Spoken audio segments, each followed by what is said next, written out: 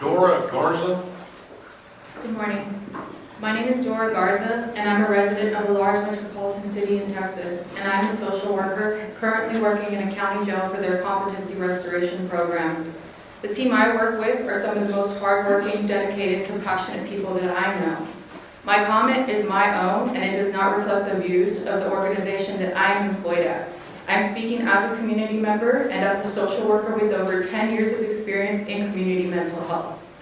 On the surface level, jail-based competency restoration seems to be a good idea because these individuals are at least receiving some sort of treatment in a carceral setting, and it is helping them move forward so they don't have to continue waiting in jail.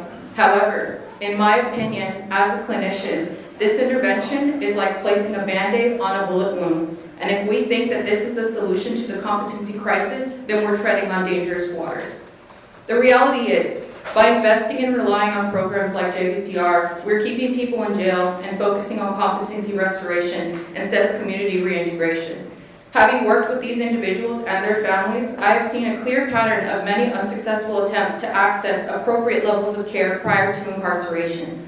The reason I'm here is to ask sheriffs to request programs that actually aid in closing the revolving door instead of enthusiastically accepting programs like JBCR.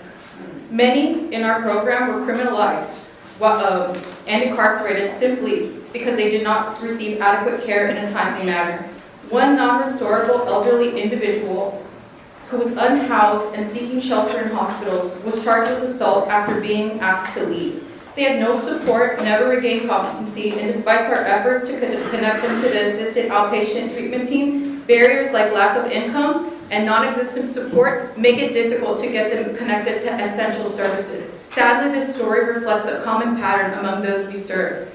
These individuals face significant barriers, and so do we as providers. High utilizer teams, like the Act and Fact team, are mandated to accept only Medicaid-covered individuals, meaning unfunded individuals are excluded from these interventions of these intense wraparound services.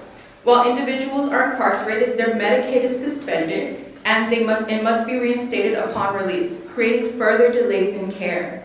Also, we face resistance from teams like the assisted outpatient treatment team, as it is assumed that people will be unsuccessful due to being unhoused, lacking funding and support. This leaves the most vulnerable with the fewest options, and the reality is that we are seeing that many people need long-term residential option that currently does not exist. To close, I will leave you with 3 simple recommendations as a starting point. Prioritize strong continuity of care by connecting people to their LMHAs before they are released. Reconnect Medicaid benefits as soon as the individual is released from jail. And sheriffs should work with LMHAs to identify people who need long-term options that currently do not exist. I know this commission as a whole cannot mandate that, but sheriffs, elected county officials, and healthcare providers on this commission can certainly push for outcome-based mandates in their contracts with the LMHAs and private medical providers. Thank you.